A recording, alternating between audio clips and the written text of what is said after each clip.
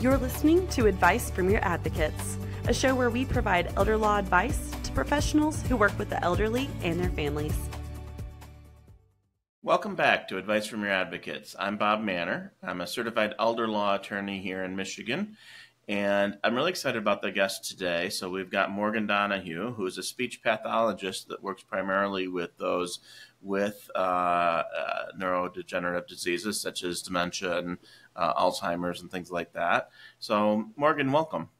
Hi there. Thank you so much for having me today. So this is a really interesting topic. Why don't you first, if we can start off by, if you can just tell us a little bit about yourself and how you got into this field. Sure. So my name is Morgan and I am a speech language pathologist. I do still work full time. So I'm currently working in the home health setting where I go into people's homes, and I also go into memory cares and assisted livings to treat my patients. But on the side, I started a business called Memorable Minds, where I help caregivers navigate the complexities of dementia. One thing I found while I was treating during my full-time job is that caregivers had not a lot of education on dementia. So a lot of my sessions were providing caregiver education. And that is kind of how Memorable Minds formed, where I wanted to reach a larger audience. I realized there was a bigger need for this. That's great. And, you know, it's absolutely true. And it's understandable because when you think about it, you know, if this is your loved one, your spouse, your parent, it comes with a lifetime, right? It comes with a lifetime of history. And sometimes those relationships were, really great. And sometimes they were strained a little bit. And so there's a tendency, it's almost a human nature to ascribe the behaviors to just the relationship. Oh, that's just my husband being stubborn, or, you know, that's just dad and the way he is, when it really is significantly different once there's this neurodegenerative disease. And so one of the things, I think it's really great that you're working with the families, and I think that that's there's a vacuum there that needs to be filled, because I think a lot of families, we had one guest recently that was talking about how many families kind of cocoon. They get that diagnosis of dementia, now they cocoon and they just say, okay, we're just going to make sure dad never leaves the house again, which is the worst, that's terrible. And so the education for the family and really helping them understand how they can navigate this, I think that's just a fantastic goal and calling. Yeah, and absolutely. I mean, the point that you just brought up is that family might not have been told about local resources in their area where there are these programs, memory cafes, different outings for other people who are living with dementia and caregivers, where they could go and communicate with them and build a local support group for themselves. So it's a shame that people aren't receiving those education and those resources that are local to them. Well, and I appreciate the efforts that you're making in that regard. So the first question I have for you, you're probably going to laugh about a little bit, but, so I remember when I met my wife, and she's an occupational therapist, and I had no idea. This was, I was in my 20s. I had no idea what an occupational therapist was. And so, in my family, once I introduced her, they could not get it through her head what an occupational therapist was. I think my brother said, "Oh, so you just help people get jobs," and so occupational therapist. I think people have the same kind of confusion about a speech pathologist. So, can just educate us? What does a speech pathologist do? Well, of course. So our thing that we always hear is, "But I know how to speak." Yeah. So people always say that to us. But what a speech therapist does, and what we specialize in, is we specialize in treating and assessing communication, speech, language, cognition, and swallowing, which, if you think about dementia, it pretty much touches every aspect of what we specialize in. Yeah, that's absolutely true. And so one of the things that I think it's probably neglected sometimes by the families and perhaps even people in the healthcare industry, because one of the things when we're talking about dementia is let's make these years as positive as possible. It's not going to be great because this is a terrible disease. but we can make it better, not great, but better, meaning communication of all things is one of those things that probably, and swallowing, things like that, but communication in particular for the family, that's probably one of the most important things to maintain some quality of life. And so your services are just so important. And I think that families just, it's not intuitive. It's not something that they immediately go to say, oh, if we can preserve communication for longer, that's going to provide not only the person with memory issues better quality of life, but the family surrounding them a better quality of life. Absolutely. And that is our goal too. It's to provide them with a better quality of life. Are we able to communicate in two-step directions with them? Sometimes we're not able to, and we need to simplify it down to one step at a time. When I say that to you, you might be like, oh yeah, I knew that. But when you're in the moment of talking to your loved one who you've talked to your whole life, it is not familiar to change the way that you've been speaking to them. So a lot of times it's a learning curve and we have to change our habits. So that's sometimes a hard part too, of learning how to communicate in a more effective way with our loved ones. Yeah. So, and I know that just to make sure we say this right off the bat, and we'll get back to it later, that you've got memorablemindsconsulting.com, which is a great resource to go to. But my question for you about Memorable Minds is, how did you get into that? How'd that come about where you, you started this website and started this consulting? Tell us a little bit more about that process.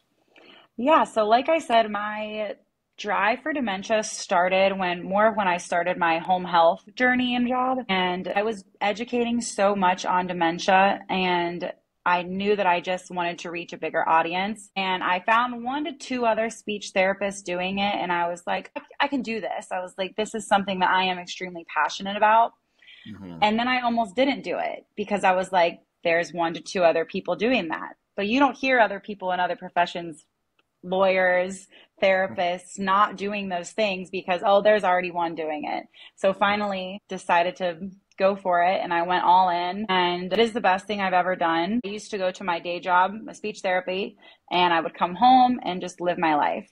And now I come home and I am constantly researching dementia, constantly trying to find different strategies, resources that I don't know about, just really pushing myself further to be more knowledgeable in the area. And I have built an amazing community online who never would have met these other caregivers, healthcare providers, had I not started this. And it's been an amazing journey so far. Yeah, that's one of the things I like about doing this podcast. I've met some really incredible people throughout the country and throughout the world that have the same, passion to help people, especially help people with, memory diseases and dementia. And just some really fascinating stories and interesting stories. And it's something I probably wouldn't have that opportunity. I've had lots of opportunities to teach other lawyers and work within my local community. But just hearing the different folks that I get to work with and talk to and really expanding our resources. And I imagine that's a lot of what you're doing too. You really, by growing your network, you're really growing your resources that you can share with your families. Yeah. Yes, and I've learned about so many that I didn't know before. So now I'm able to better help my clients that I see on a full-time basis for speech therapy too. So It's a win-win on both sides.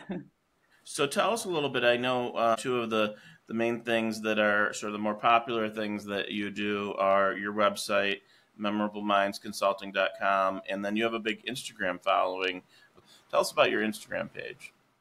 Yeah, so I try to post on Instagram almost every single day. Some of it is education, some of it is tips and tricks, some of it is humor or just relatability for the caregivers. Right. I want my Instagram to be a spot where they can say they feel comfortable in it, they can interact with me, and I want them to know that my messages are always open. I have caregivers frequently messaging me like, oh, I related to that post today. Do you have any advice for XYZ? And I try to, if there's a trend going on, I try to see if there's a way that I can fit it into dementia and then add a little bit of education into it as well. Because most people, we're with social media, we're getting into the way of, let me watch a quick video on it And that's kind of where we're heading towards sometimes with learning, so I try to lean into that a little bit. And that's great. And I really do think, I think that it's an easy way to get new ideas or new thought processes in short segments. And I really, it seems like that's the way of things are trending, but it's also probably always been that way a little bit, to the extent that, most people aren't going to read a 90-page research letter. But if they can get a concept that's going to help them interact, or even just make them feel a little bit better about their situation, to say they're not alone, and that other people have experienced this with their loved one, I think that can make a big difference in people's lives. Absolutely. And I want my Instagram to be a space where maybe they connect with other caregivers in the comments. Oh, my mom is doing that too. And then let them connect to each other too. Yeah. Being a caregiver, I want you to know that you are not alone. There's other caregivers out there. And so I encourage caregivers to reach out to others to see have a shoulder to lean on, because you're not alone. Yeah, excellent. So talk us through how people should interact or would likely interact with your website. So anybody we're not near done with our conversation, but I want to get to your website to the extent of, if somebody their interest is piqued, they'd like to learn more, they'd like to learn some of your tips and advice on, helping with their family member. What does interacting with your website look like, and do you have any, help for somebody that's going to your website for the first time? Yeah, so my website is memorablemindsconsulting.com, and on there, I just recently started a blog. So I'm trying to post more longer form content on there for if people want to be reading more information instead of on Instagram, where it's the short form content. And then the other thing that they can do is either book a free 15-minute discovery call with me to see if we're a good match and to see how I can help them in their situation. And then that can lead into booking our one-on-one consultations, which are 1 hour long, and it's all virtual. So I see people across the US. Yeah, I was going to ask you that. So I want to get into some of the more substantive tips and things like that in a second. But since we're talking about this, I did want to highlight that it doesn't matter where they don't have to. You're currently calling in from Cincinnati, Ohio, I believe. Is that right? Correct. Yeah, it doesn't matter. They don't have to be in Ohio or in the Cincinnati area. They can be anywhere in the United States, and you'd be able to interact with them and assist with this process. So let's get into some of the substance of what you do and how you help folks. And so, one of the ways I think is just to kind of talk about some of the tips or give some examples or some case studies. Tell us a little bit more, things that might be, provide value to some of our listeners of how just things that could help the caregivers, help the person with dementia. Yeah, sure. So I think in broad terms, one of the main things that I will always ask my caregivers or make sure that we know is things that they enjoyed or habits that they had before the diagnosis. That's going to be really important post-diagnosis. Just because they have the diagnosis doesn't mean they've changed as a person. So I love to follow their similar routines, their similar interests. So for example, if you go to the doctor, they might just tell you to give them some more puzzles. Well, that's not really the best piece of advice for somebody who's hated puzzles their entire life. So for somebody who's enjoyed baking, they might not be able to bake a whole cake by themselves anymore, but they can definitely help with different pieces of baking a cake. So I love to get my caregivers involved in thinking about what did they do before their diagnosis, and let's continue that post-diagnosis. Let's keep their interests in mind and their hobbies, routines, foods they liked. Let's try to keep all of those and keep it how it was. Just because they received a diagnosis doesn't mean everything has to change. One of the favorite couples that we've worked with, the husband was blind and the wife had memory issues. And so, we often see this, and we lovingly say, this is not intended to be condescending at all, but we lovingly say 2 halves make a whole. Both of them had deficits, but together they were getting by. And of course, from a legal standpoint, that's great. We need to plan for when that, when we turn the page on that. So when we have that 2 halves make a whole and they're doing fine, that's the time to plan for the next step. But in this particular case, to follow through on what you were saying, they used to love to bake together, and they make cookies.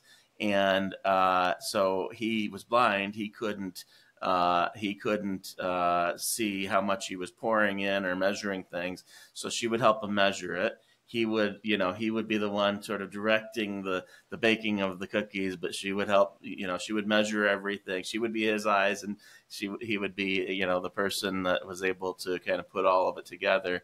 And it was very sweet. And it worked really well, for the time that they were able to do that. And I think those are the types of things. Another example of that we see often. So we have a number of clients that in their working, they were either a supervisor or in the medical field. And so then when we get into a setting with others, whether it be a senior center or a daycare or a respite or even a live-in, caregiving situation, they seem to want to take that role, and they're getting up to go to work every day, and they're helping out everybody else, and they're helping with getting people around because they feel like they're going to their job, and because that's what they knew and that's what they loved was helping other people. And so we see that time and time again. Somebody who was a manager or a supervisor, they're there kind of directing people. Somebody was in the medical field, they're there giving, helping people get around and just helping the others. And the families always comment, I think she thinks she's back at work because she's out there really helping everybody every day. And, we go and we say, Mom, you can just sit with us. Oh, no, I've got to help Daisy. She's over there and she needs to, to get down to the lunchroom. And I just love that because, like you say, it's not always puzzles for everybody. It's not the same thing for everybody. It's what they still have a passion for that they can still have some interaction with, even if it's not at the same level that it used to be. Yeah, exactly. We want to improve and maintain quality of life. So finding those activities that give them purpose into their day and meaning into their day can really go a long way for somebody. And it's a win-win relationship. When the person living with dementia is doing well, that also helps the caregivers and decreases their risk of burnout, because that's not what we want either. So hopefully with education, finding all these resources, getting to know their loved one and activities, routines, and everything that they were involved in, that's the goal. The goal is to not have our caregivers have burnout. How about some tips related to communication? So I know this is one of the things that we worry about. And that, there could and likely could, very well come to a point where communication is very difficult. But to try to, I think what you're telling us is that there are ways that we can communicate to allow for communication longer and really have that better quality of life, both for the caregiver and for the person needing care. So what about some tips on communicating with somebody with dementia, and then not just today, but sort of kind of setting it up to extend that so that we have we're able to communicate with them longer? Yeah. So one of the first things, even before communication, is our nonverbal communication. So having a positive approach when you come up to greet them. I just said, "Hi, how are you today?" versus, "Hi, how are you today?" My pitch went up, my tone, I had a smile on my face, I had good body language. Somebody living with dementia is more likely to respond and have a good reaction to them instead if I was not using that. So I think it's really important for caregivers to make sure that we are using our nonverbal communication, which it's our families sometimes. So we kind of push all of those things to the side because, they've known us their whole life. But it's actually something we have to think about. The other thing that is really important is to keep our communication simple. We need to be using one-step directions. Sometimes when we use two-step directions, it's just information overload for them. Another great communication tip is to avoid phrases like, oh, you know who that is. That's your Mm. granddaughter. Or remember when? Those are stressful for somebody living with dementia. So we need to kind of avoid those. So we need to not rely on their short-term memory. You know, we can base our conversations around their senses or their long-term memory, things like that. I know this is done in love and well intentions, but I know a lot of families struggle with, and I don't know if they think that by reminding people or trying to get them to remember that that's going to somehow help them. We see these movies. I dislike a lot of the depictions of dementia in movies because and sometimes commercials and things like that, that somehow if we just, oh, remember, this is your sister, this is your daughter, remember this, and really try to put them under that stressful thing, that's going to somehow snap them out of it.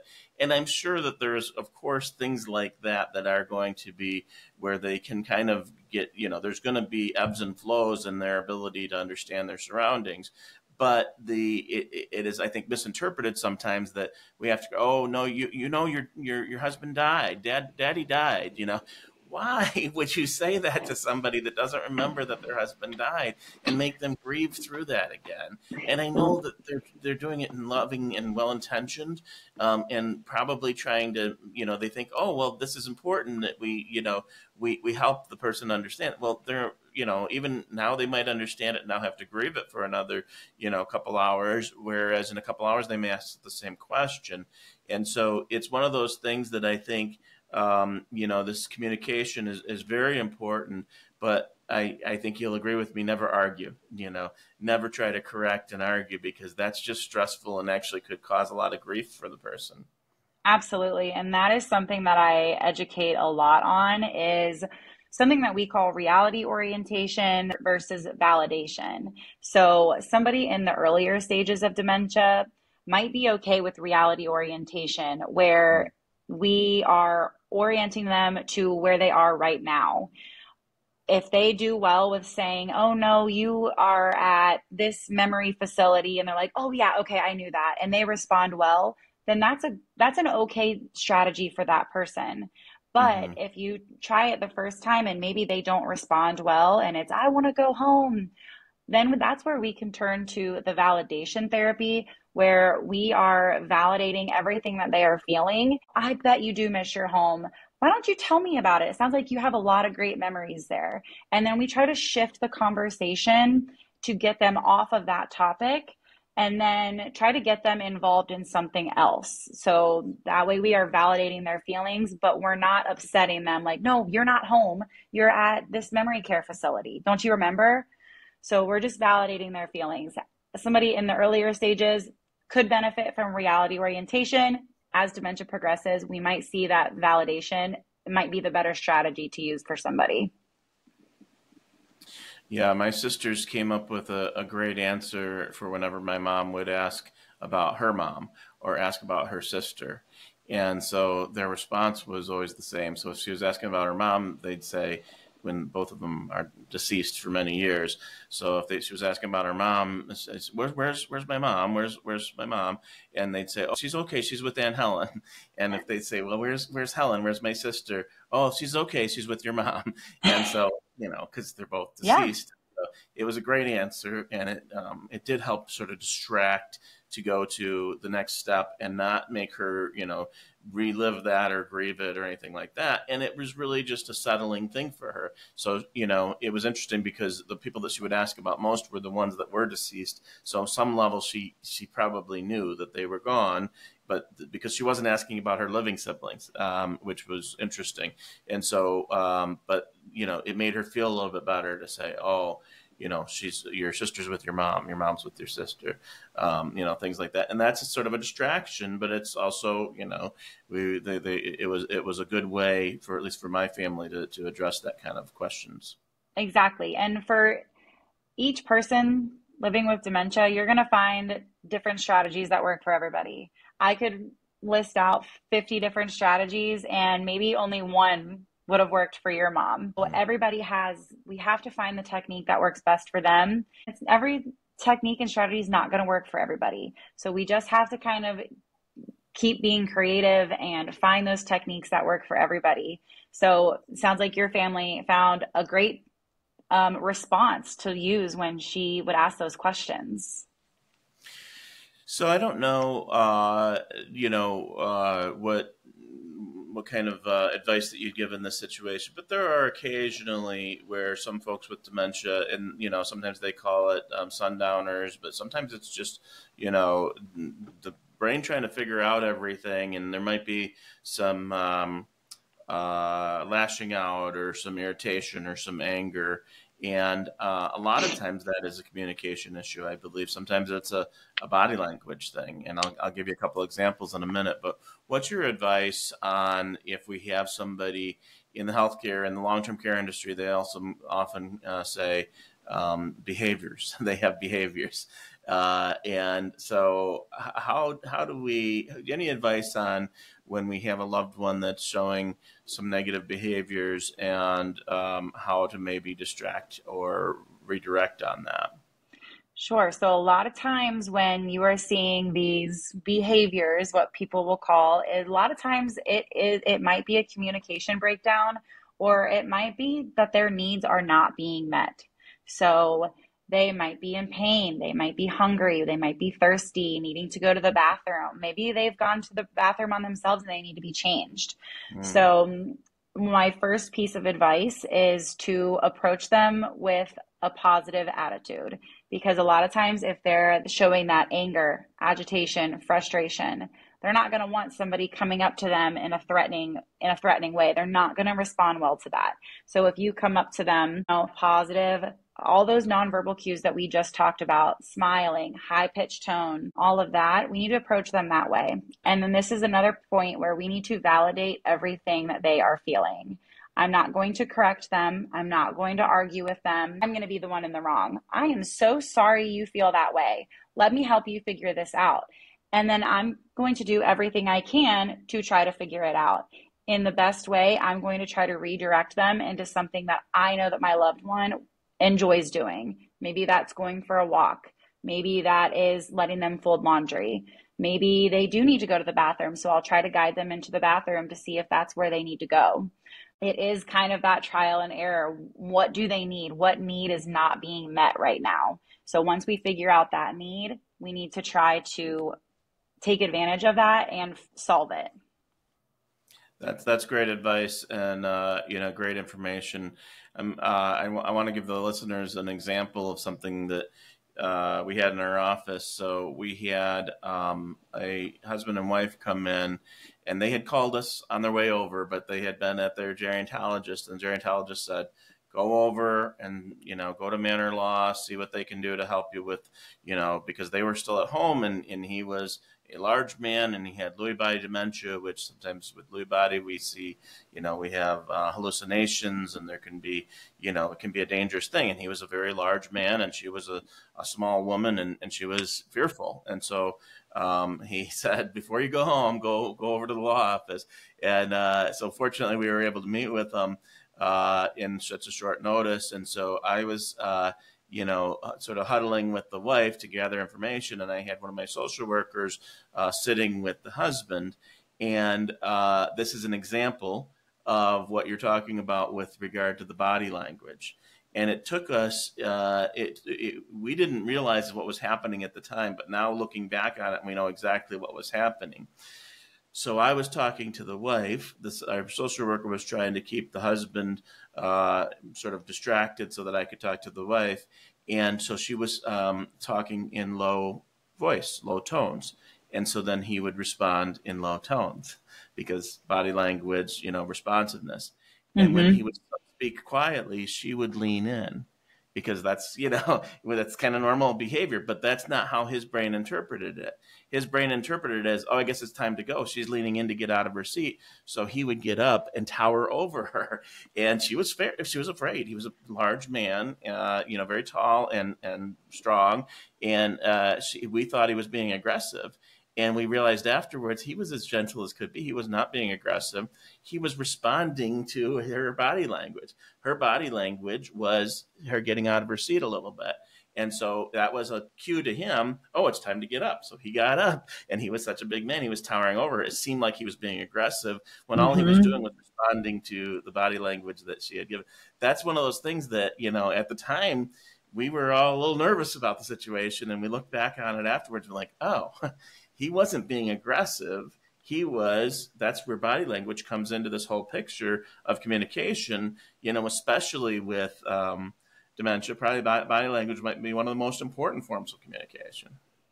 Our body language is everything. So to kind of piggyback off of an example, think about when we are trying to assist with a shower for somebody with dementia, and let's say they're sitting in a shower chair, and I have one of those handheld things, and I am standing over you trying to just soaking you with water. That is very intimidating and frightening. So our body language in the shower absolutely matters. Maybe while they're sitting, we need to be at eye level with them. So we are not hovering over them and seeming like a threat. While we are showering, maybe we start at their feet and we are starting down there, making sure they're comfortable. They know exactly what we're doing. They can see me at all times. I'm not in a threatening stance. And then we gradually go up the body to make them feel comfortable and not like we are a threat.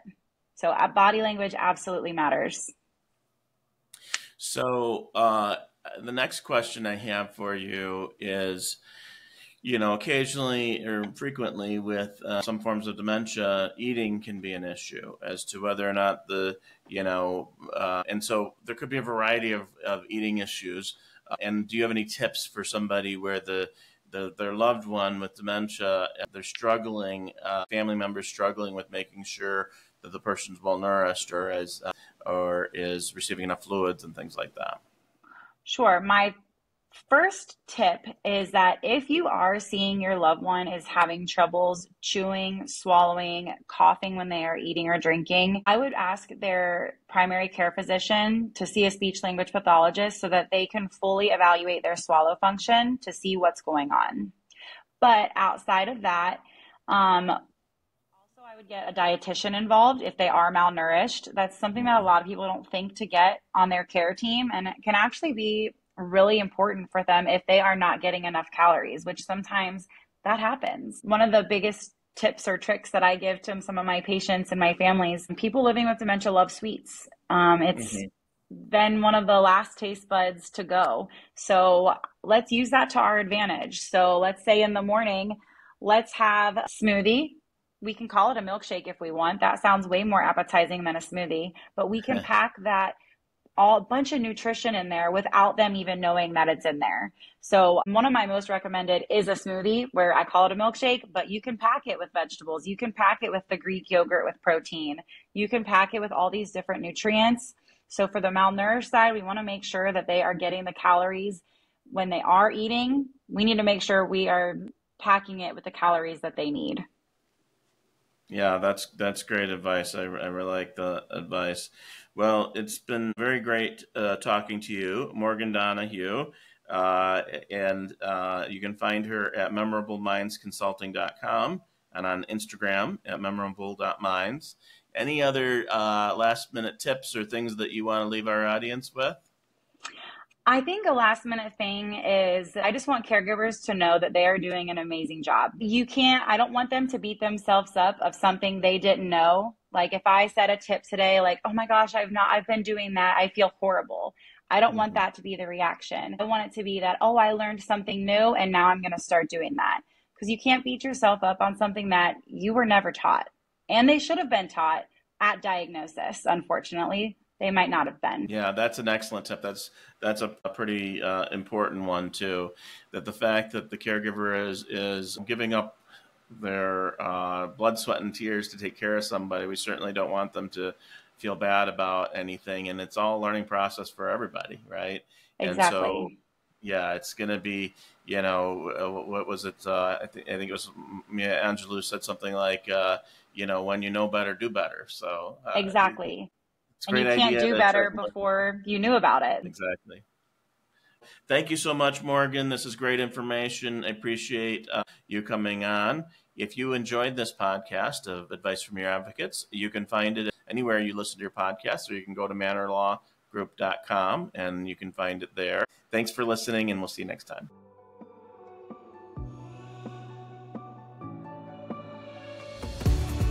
Thanks for listening.